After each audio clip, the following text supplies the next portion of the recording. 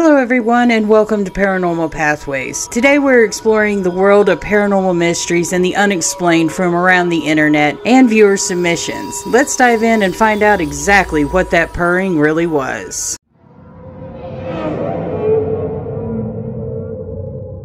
So I've got this wild story to share, and I'm not making this up, I swear. Last summer, I was cruising through the countryside seeking out those hidden gems you only hear about in stories. Just me, my trusty old car, and the open road. I was all about finding those places off the beaten track.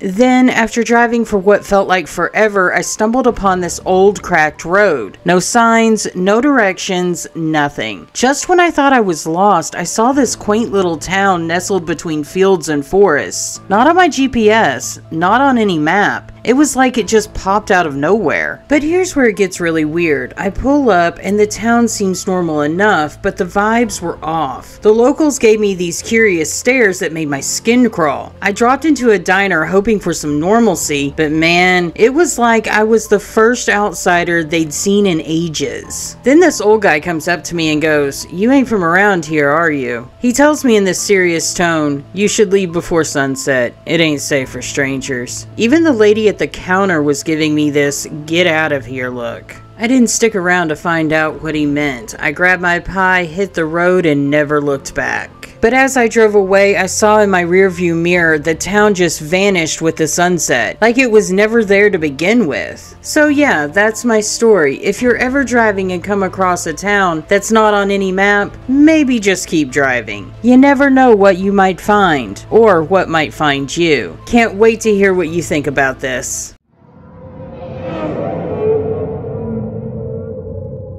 Hey folks, got a spooky story for you all. I'm a park ranger. So it was October 25th, just a regular night doing my rounds in Hot Springs National Park, Arkansas. I'm used to wandering these trails even in the dead of night. But this night, around 2:30 a.m., something was off. The forest was quieter than usual, the kind of silence that gets under your skin. But then out of nowhere, I feel what seems like furry paws against my leg. I whip around, flashlight in hand, expecting to spot an animal, but there's nothing there, just me in the night. I'm a bit shaken, but figure I'll keep going. But that's not the end of it. As I walk, I hear this purring sound, like a large cat right next to me. My first thought is a mountain lion, but when I look around, there's nothing. No animal in sight, just the sound of purring that slowly fades away. I finish up my rounds, feeling pretty unnerved, and report it to my boss the next day. I've always been the rational type, you know. But after this, I can't help but wonder. This park has a lot of history, tales of indigenous tribes and such. Maybe what I experienced was some echo of the past. There were no tracks, no sign of any animals being there. It's got me thinking about all the stories I've heard about this place. Maybe there's more to them than I thought. So that's my tale. If any of you have heard similar stories or have any ideas about what it could have been, I'd love to hear it. Just another mystery in the life of a park ranger, I guess.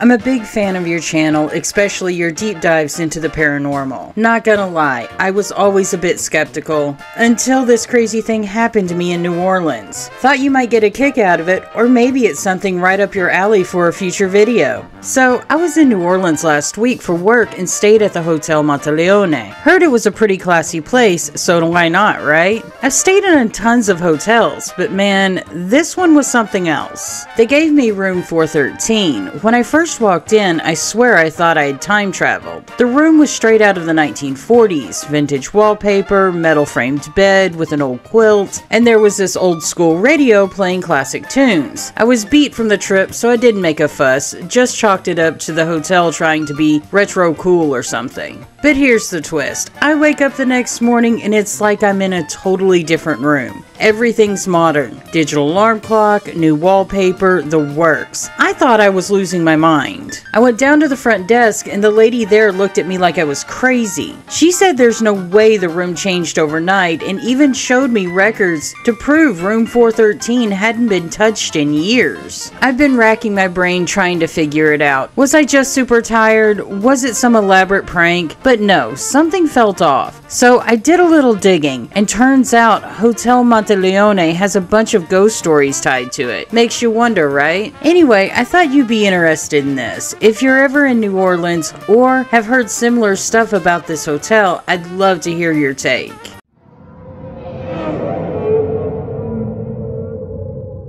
For this story, let's call me Ranger Morrison, though that's not my real name. I've been a park ranger in the lush forests of Tennessee for over a decade, but nothing in my experience had prepared me for what I encountered one misty evening last fall. The forest was quiet, the kind of silence that feels almost heavy, pressing against your ears. As dust settled, a faint mist began to rise from the damp earth, weaving through the trees like ghostly fingers. That's when I saw it, a deer, but not like any deer I'd ever seen. Its form was translucent, glowing faintly in the failing light. I could see the outline of trees and brush through its ethereal body. Curiosity overtook my initial shock, and I slowly approached, trying not to startle it. The deer seemed unaware of my presence, grazing calmly on the ghostly image of grass. But as I drew nearer, something incredible happened. The deer lifted its head, looked straight at me with eyes that shimmered like moonlit pools, and then it vanished. No sound, no movement, it simply ceased to be.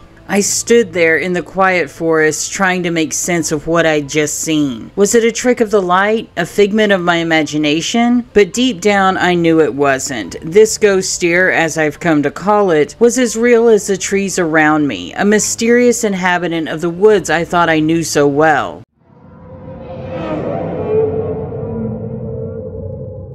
Right, so I've got a story. I've lived in Florida most of my life until October 2020 when I moved to upstate South Carolina. Lived with my grandparents in the mountains around Salem for a little while before moving to an outer suburb of Greenville. The backyard of my house in Greenville had a downward slope and a creek at the bottom, then an upward slope on the other side leading to another set of houses. The creek led into a large patch of woods, one more house down past mine, a good 50-ish acres. Not long after moving in, I went and explored the creek and found a small shard of pottery half buried in the ground. It was dark greenish and had a few basic floral designs on it. I brought it inside because I was planning to contact the nearby university to ask if it had any significance, but I never actually got around to doing it. One day shortly after that, sitting on my back porch around noon, I start hearing whistles, like some guy was calling his dog or something. But it was the exact same tone and melody every single time. It never changed. I looked around and didn't see anyone, but I could pinpoint where the sound was coming from. It was coming from the patch of woods down the creek the first couple times I heard it, then slowly moved out of the woods and into the backyard of the house behind mine. Again, I didn't see anyone and it was still the same whistle, almost like it was a recording on repeat. This happened every couple days for a few weeks, always the same exact whistle and no one else to be seen but me. I didn't think anything of it at the time until I moved again late last year to Spartanburg County. Obviously, I won't say exactly where I am, but I am in the northern part in a very rural area. Plenty of woods around along with plenty of coyotes and other wildlife. I hadn't heard the whistle in a long while, probably about a year. A couple weeks ago, I was sitting outside my house about 9 p.m. doing a bonfire. I heard a pack of coyotes go nuts around a quarter mile away, which isn't unusual, so I didn't think anything of it. After a couple minutes, they went completely silent and I didn't hear any other wildlife, not even crickets. Then out of nowhere I hear the same exact whistle again. It was coming from a ditch next to the road in front of my house, about 30 yards from where I was sitting. I froze and sat there listening as I knew that this time something was up. Why am I hearing the same exact whistle as I heard in the backyard of my previous house, over an hour's drive away? I waited another few minutes and heard it one more time, then silence. Another few minutes passed, then the usual wildlife and crickets started going again. The rest of the night I felt watched, and now every time I go out at night I feel the same way. I don't know if it's a walker for sure, considering all I've got are a few identical whistles, but it's definitely not normal. Whatever it might be, there's no doubt it followed me from Greenville over an hour away. I tried ruling it out by saying it's birds, but the timing is just way too irregular. Surely I'd hear it more often, right? Instead of a few times last summer and then not at all until the middle of September, a year later. Looking for answers on what it might be and what to do about it, if anything. As far as the pottery shard, it was left in a closet at the previous house in Greenville, which has now been rented out to another tenant. Any other questions, feel free to ask. Here are some of the comments from this post. Mooncake commented, "Are you sure it's not an animal noise, like an unusual bird call? When is the last time you heard the whistle, and can you try to get it on video to help us figure out what it could be?" OP responded to Mooncake,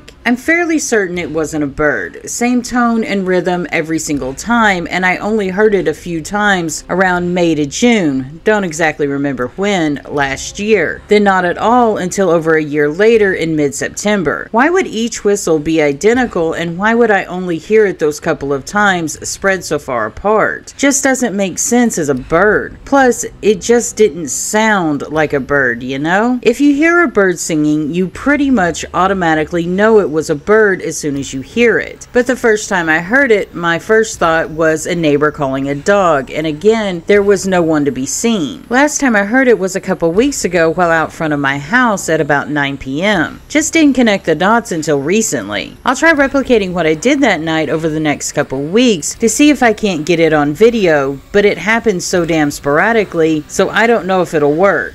Another thing I should add, in Greenville, I only ever heard it during midday, while at my current residence, I've only ever heard it late at night in the pitch dark. OK Anteater 5952 also commented, "Yo, what was the rhythm of the whistles? Cause I've heard whistles late at night in the Castle Hayne area of North Carolina, and it's a perfect whistle. The rhythm kinda sounds like the start of Freddy Krueger, like the 1, 2, Freddy's coming for you, or like the rhythm of a doorbell ding dong, but just a whistle and a little stretched out. I can't really describe the rhythm, but it's been almost 5 years since I've been in the area, and I just recently went back and heard it the same night I visited." OP responded to OK Anteater 5952. "It's hard to describe just by text, but it's really short, only about a second long. I've been trying to get it on camera, but it just hasn't happened lately. Plus, I've got the Rona pretty bad currently, so I've barely gotten out of bed the last couple days. If I don't get it on camera in the next week or so, I'll recreate it myself and post it here just so you guys can give it a listen." Miss Lulu Queen suggested, "I've heard this same phenomenon. I used to live in an apartment right on the edge of a thickly wooded green belt. A few months after I moved in, I started hearing whistles in the forest. One short whistle near the apartment building, followed by an answering whistle some distance away. This would go on all night, and I could hear the whistles traveling. Once I heard them from what sounded like just a few feet away from my building. I started whistling in response, and they started responding to me, moving closer and closer, but I never, ever could see them. Over the next few months, the whistles evolved, and I would hear them even on bitterly cold nights. Never did see what made the whistles, and oddly, I could hear them when I was standing on my balcony, but if I went downstairs to walk my dog, I couldn't hear them at all." OP responded to Miss Lulu Queen, "Sounds pretty similar. I've only ever heard them coming from one spot at a time, never multiple communicating though. It's a short-ish whistle, again as if someone's trying to get someone's attention or calling their dog. It sounded like it was coming from a human, just had that sort of tone, you know? But no humans other than me to be seen." Miss Lulu Queen responded to OP, "It sounded like a human whistle to me, and though we do have homeless people who camp in the woods there, the whole area is cut through with rocky, deep canyons and thick brush, and it would be hard to navigate it safely at night. And that was the coldest winter I can remember, with nighttime temps regularly in the teens, and I'd still hear the whistle every night, which I can't imagine anyone hanging out in the woods all night in those conditions. The whistles eventually went away in late spring. I lived there for another year and never heard them again."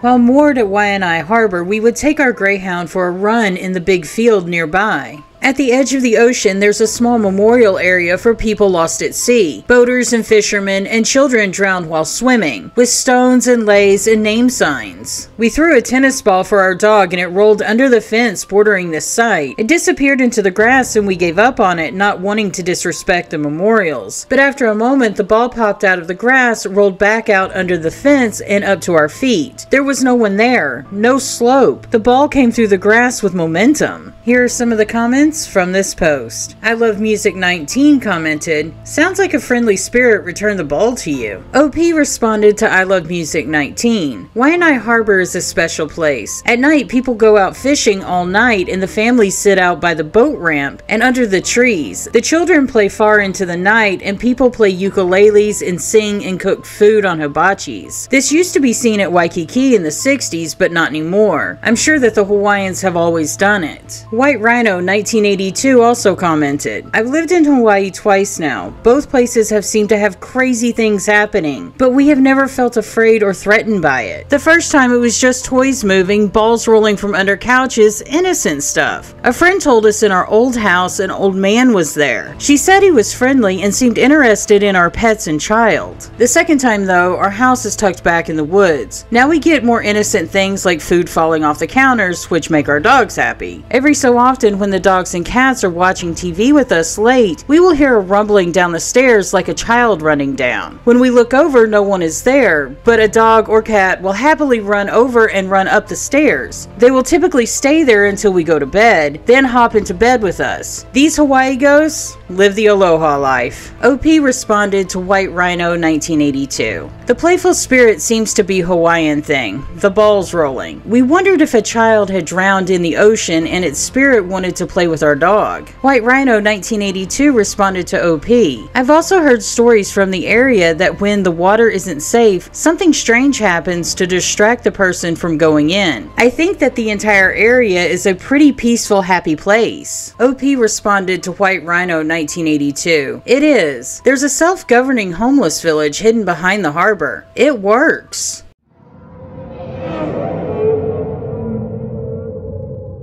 There's a road in my county in Ohio known as Crybaby Lane. According to one of the Haunted Ohio books, a young mother who was a university student hung her baby from the tree. I've been down it many times before and after the experience and never heard anything, seen anything, or got an eerie feeling. What happened took place after leaving the road. One of my brothers and I went down the road about 6 years ago to see if we could hear anything or see anything. We're both familiar with the area as I've spent most of my life in this county. We went down the road as normal. Nothing happened until we were getting ready to go home. We turned onto another road which should have taken us back to Route 6 so we could head home. No matter what way we turned, we couldn't seem to find the road we needed. Now my brother wasn't one to mess around and play tricks or act like we were lost, so I know this was something odd. After about 10 minutes of not being able to find Route 6, we finally reached the intersection of Route 6 and the current road we was on. We didn't really freak out because not too much scares us, just a bit concerned when we couldn't seemingly find Route 6. Before turning onto 6, we just kind of looked at each other and shrugged it off. I don't know what to call that experience. Never had it happen before or after that night. No time was missing or anything like that. Here are some of the comments from this post. DC Cruels commented, "There is a crushing supernatural energy to this story. Like by the first paragraph, I could feel it making it hard for me to breathe. Some oppressive force must have been trying to keep you within its domain." OP responded to DC Cruels, "That does make sense. If that's what was happening, then it wasn't powerful enough to keep us there." DC Cruels responded to OP, "That, or through luck or patience, you managed to muscle through."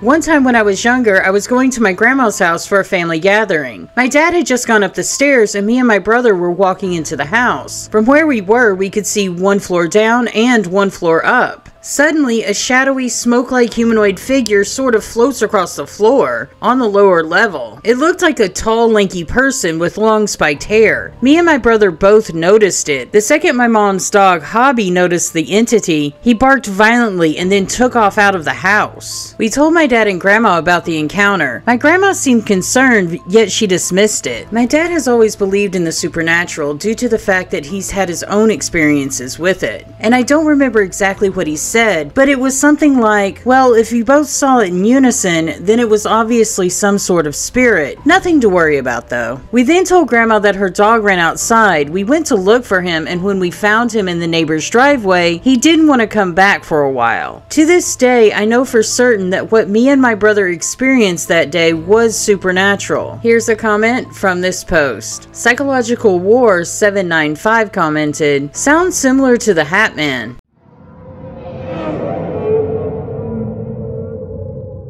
I was spending the night at a friend's house, eating junk food, watching television, staying up late playing games. As the night settled in, I dozed off. Hours had passed and it was the middle of the night. I adopted the habit at an early age of sleeping with the covers over my head due to fear. This night was no different. I awoke in a cold sweat, already in a state of absolute terror. I peeked through the blanket and scanned around the living friend's room. We had fell asleep with a movie still playing. Only the television was frozen on a scene. I looked at my friends who were laying just around me. Both were frozen in time. One had his body stuck in a position as if he had just begun to change sleeping positions. Arms were floating as still as can be in the air, and his body was turned in an awkward position. My other friend, who I'm sure was awake still, had been eating chips. He was frozen in time, laying down and had a bag of chips in his hand. He was pouring the crushed chips into his mouth. They were frozen just above his mouth, falling out of the bag. All the while, I heard a vortex of voices coming from all directions. Moments had passed and I felt my blanket get pulled slowly off of me. The voices were more intense and it was like the voices were arguing back and forth to each other. It was not in any language I had ever heard. Suddenly they stopped and I heard one voice say, "He is awake." This voice said it in an absurd tone of confusing. In an instant, my blanket was pulled back over my shoulders into the exact same position it was before it was moved. The room vibrated intensely. Suddenly the room came back to life. I've never been in such a silent space before prior. The TV instantly continued and was extremely loud. My friend rolled over and continued his movement of changing sleeping positions. My other friend continued his movement in eating the chips. He had absolutely no recollection of what had happened. It frantically stood up and started down the pitch black hallway. I was terrified, but for a moment I sensed whatever I was looking at. I could tell something was still there and just as scared of me as I was of it. The pressure in the room returned to normal and time continued as normal.